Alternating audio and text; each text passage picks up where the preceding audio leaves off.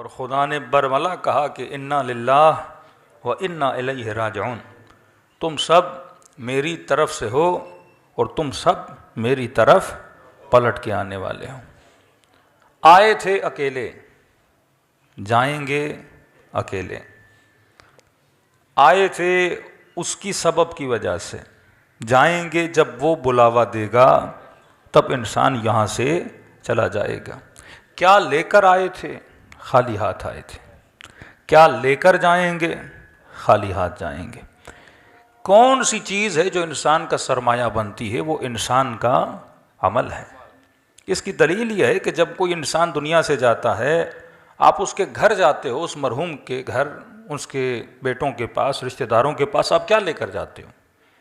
شاید کوئی پھول کا گلدستہ لے کر جائے، لیکن وہ مرحوم کو فائدہ نہیں دے گا۔ جو بھی بندہ مرحوم کے گھر جاتا ہے، نہ کھانا لے کر جاتا ہے، نہ کوئی دنیاوی چیز لے کر جاتا ہے۔ چار لوگ آپس میں بیٹھتے ہیں، بھائی کس لیے آئے ہیں؟ کہا فاتحہ خوانی کے لیے آئے ہیں۔ مطلب مرنے کے بعد بھی اگر مجھے کوئی چیز فائدہ دے رہی ہے، وہ ایک چھوٹا سا سورہ فاتحہ ہے، ایک سورہ فاتحہ۔ جس بھی مرحوم کے گھر جاتے ہیں کیا پڑھتے ہیں؟ سورہ فاتحہ۔ کیا کرواتے ہیں؟ قرآن خوانی۔ اب انسان یہ سوچے کہ پوری زندگی جس فاتحہ سے میں دور رہا، پوری زندگی جس قرآن سے یہ بندہ دور رہا، اور مرنے کے بعد بھی جو لوگ میرے گھر آ رہے ہیں وہ کیا پڑھ رہے ہیں؟ قرآن پڑھ رہے ہیں۔ تب امیر المومنین فرماتے ہیں کہ وہ شیعہ ہو ہی نہیں سکتا جو کم از کم دن میں 40 آیتیں قرآن کی نہ پڑھے۔ قرآن کی دوری خدا کی دوری ہے، قرآن سے غفلت خدا سے غفلت ہے۔ کہ بندہ خدا تو آنکھوں سے خدا کو دیکھ تو نہیں سکتا، ہاتھوں سے خدا کو لمس تو نہیں کر سکتا، کوئی ایسا وجود نہیں ہے کہ جیسے تو دیکھ کر یہ کہے کہ میں اللہ کو محسوس کر رہا ہوں۔ تو اگر خدا کو کہیں سے محسوس کیا جاتا ہے، وہ خدا کے کلام سے خدا کو محسوس کیا جاتا ہے۔ تبھی فرمائے اگر اللہ سے ہم کلام ہونا چاہتے ہو تو کلام خداوندی کو پڑھا کرو۔ لیکن سب سے بڑی مسٹیک جو انسان کرتا ہے وہ انسان کی معرفت کا نہ ہونا ہے۔ یہی جملہ کہ انا للہ و انا الیہ راجعون، تم سب اللہ کی طرف سے ہو اور تم سب اللہ کی طرف پلٹ کے جاؤ گے۔ دنیا کی معرفت تو ہمیں بہت ہے کہ کوئی پوچھے کہ کراچی کے علاقے کتنے ہیں، سڑکیں کون سی ہیں، کون سے علاقے ہیں جہاں غریب رہتے ہیں، کون سے علاقے جہاں امیر رہتے ہیں، ہم سب کو پتہ ہے۔ لیکن اس عالم میں جہاں ہم سب نے جانا ہے، اس کی ہمیں کتنی معرفت ہے کہ عالم برزخ میں کیا ہونا ہے، محشر کے مقامات کون سے ہیں، مرنے کے بعد کی زندگی انسان کی کیسے گزرے گی، اصلاً مرنے کے بعد ہم اپنے والدین سے مل پائیں گے کہ نہیں۔ کئی مومنین کہتے ہیں مولانا کیا مرنے کے بعد اہل بیت سے ملاقات ہوگی کہ نہیں، اور اگر ہوگی تو کیا جب جب میں چاہوں تب ہوگی، جب جب دل کرے تب تب امیر المومنین کی زیارت ہوگی، رسول خدا کی زیارت ہوگی، کیسے ہوگا؟ تو امیر المومنین اور میرے چھٹے امام جعفر صادق علیہ الصلوۃ والسلام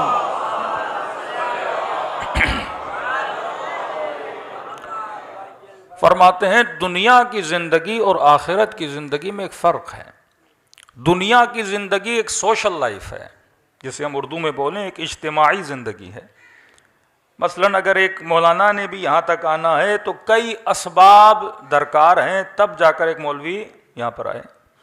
اگر میں نے خطاب بھی کرنا ہے تو میری آواز آپ تک پہنچنے میں لاؤڈ کا ہونا ضروری ہے، لائٹ کا ہونا ضروری ہے، مجھے دیکھنے کے لیے آنکھوں کا ہونا ضروری ہے، آپ سے ہم کلام ہونے کے لیے آواز کا ہونا ضروری ہے، آنے کے لیے گاڑی کا بندہ محتاج ہے، یہاں تک کہ آپ کے سفرے پر جب ایک روٹی آتی ہے، یہ روٹی بھی کئی اسباب سے گزرتے ہوئے، کوئی کسان تھا جس نے دانہ ڈالا، گندم نکلی، گندم فلور مل میں گئی، آٹا بنا، آٹا آپ نے لیا، کوئی تھی جس نے روٹی بنائی، تب جا کے آپ کے سفرے پہ کیا آ گئی؟ روٹی آ گئی۔ یعنی یہاں بندہ جی ہی نہیں سکتا اگر انسان اسباب کے ساتھ جڑا ہوا نہ ہو۔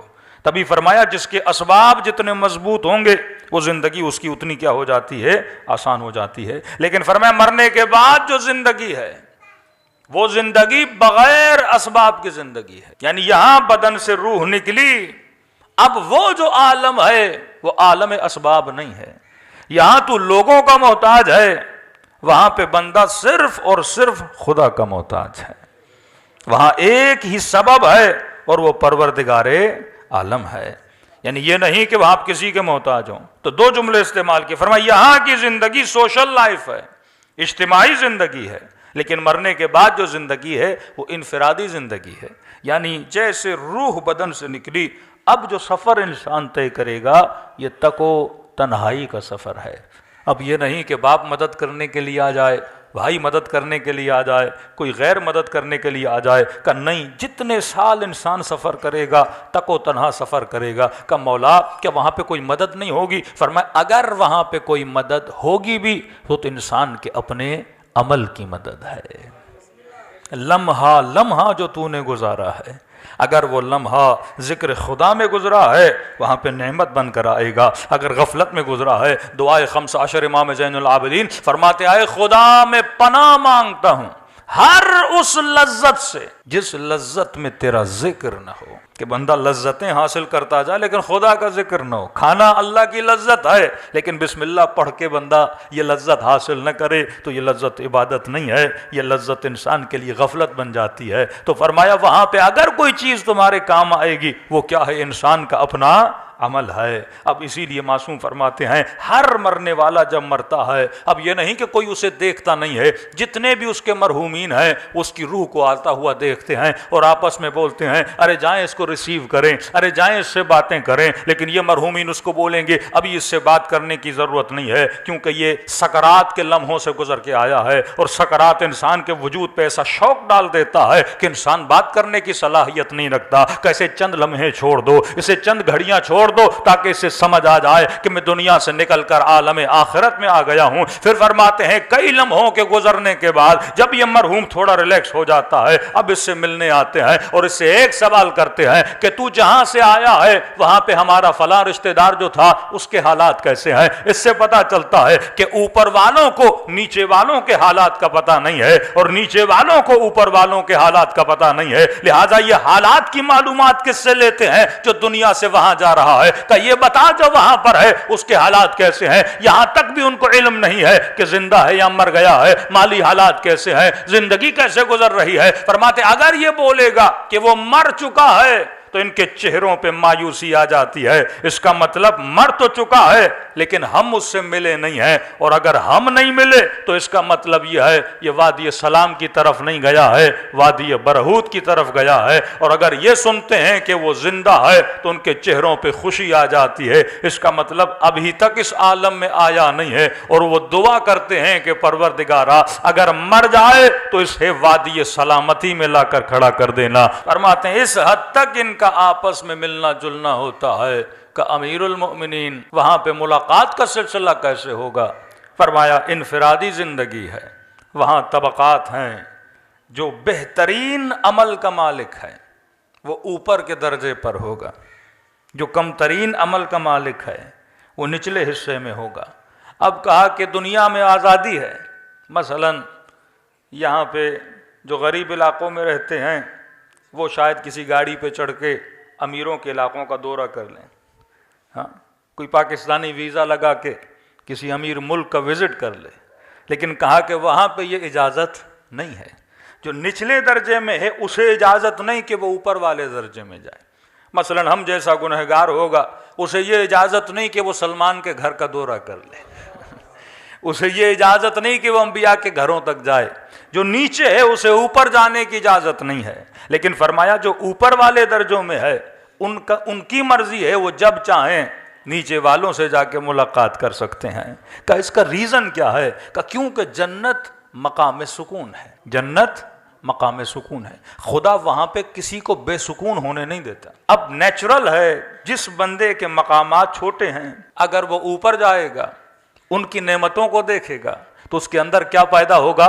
یأس اور حسرت پیدا ہو جائے گی، غمگین ہو جائے گا کہ یہ مقام میرے پاس کیوں نہیں ہے. لیکن اوپر والا جب نیچے آئے گا وہ اور اللہ کا شکر ادا کرے گا کہ خدا نے مجھے کیا عطا کی ہیں، نعمتیں عطا کی ہیں. تو فرمایا وہاں پہ اگر کوئی امیر المومنین سے ملنا چاہتا ہے اس میں مرضی میری نہیں ہے، مرضی علی کی ہے.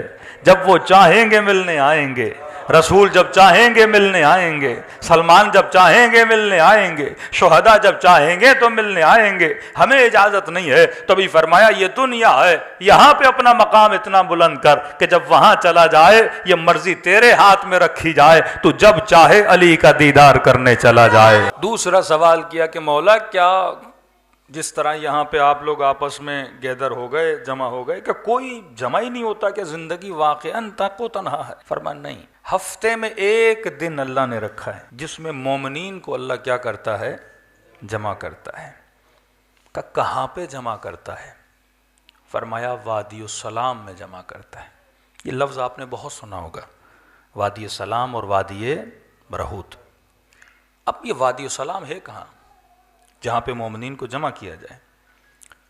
امیر المومنین اپنے ایک صحابی کے ساتھ کوفے سے نکلے، فرماتے ہیں کوفے کے 2 فرسخ یعنی 5-6 کلومیٹر 7 کلومیٹر کوفے سے ذرا دور ہوئے، تو مولا کا صحابی کہتا ہے تا حد نگاہ قبریں تھیں، قبرستان، اور جیسے وقت غروب قریب آیا، سورج اترنے کے قریب آیا، تو امیر المومنین وہاں رک گئے، اور رکنے کے بعد علی نے کلام کرنا شروع کیا، باتیں کرنا شروع کی۔ اب کہتا ہے میری سمجھ میں نہیں آ رہے باتیں کس سے کر رہے ہیں، کیونکہ سامنے مجھے کوئی نظر نہیں آ رہا۔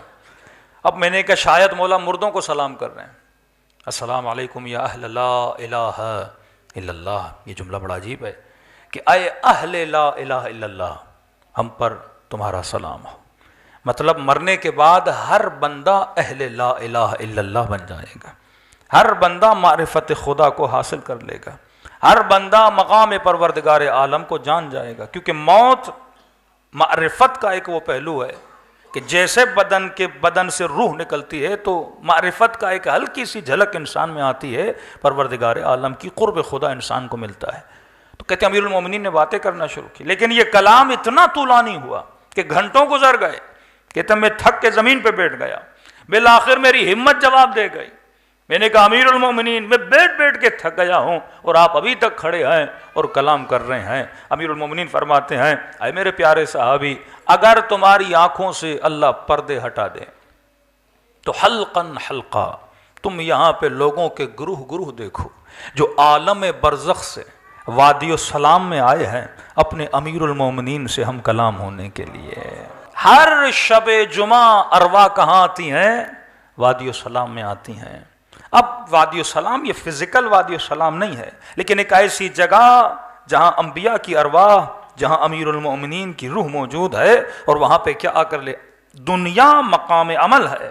اب کئی لوگ کہتے ہیں مولانا کیا مرنے کے بعد عمل ختم ہے؟ ہاں، مرنے کے بعد کوئی عمل نہیں ہے کہ بندہ یہ کہے کہ مرنے کے بعد 2 رکعت نماز پڑھ کے اپنا عمل بڑھاؤں گا، 4 روزے رکھ کے اپنا عمل بڑھاؤں گا، 2 حج کر کے اپنا عمل بڑھاؤں گا، خیرات کر کے اپنا عمل بڑھاؤں گا۔ مرنے کے بعد کوئی عمل نہیں ہے۔ فرمایا مرنے کے بعد عمل نہیں ہے، لیکن علم حاصل کرنے کی اجازت خدا ضرور دیتا ہے۔ یعنی مرنے کے بعد عمل میں اضافہ نہیں ہوتا، لیکن مرنے کے بعد انسان کے علم میں اضافہ ہوتا ہے۔ اور جب ان ارواح کو وادی السلام میں لایا جاتا ہے اور اہل بیت کی محفل میں آتے ہیں تو ان کے وجود کے علم میں کیا ہوتا ہے؟ اضافہ ہوتا رہتا ہے۔ تبھی ایک شہید کی ماں، ایک ایرانی شہید تھا، کہتے ہیں ڈیلی جاتی تھی شب جمعہ رات کو اپنے بیٹے کی قبر پہ بیٹھتی تھی، اور یہاں تک کہ صبح ہو جاتی تھی، زیارت عاشورہ پڑھا، قرآن پڑھا، مختلف اعمال انجام دیتی رہتی تھی۔ اور کئی دنوں کے بعد اس نے اپنے بیٹے کو خواب میں دیکھا۔ اب خواب کے عالم میں کیا دیکھتی ہے کہ بیٹا ماں سے ملنے کے لیے آیا ہے، یہ بھی اپنے بیٹے سے ملتی ہے، لیکن کہتی ہے میں دیکھتی ہوں کئی مومنین ہیں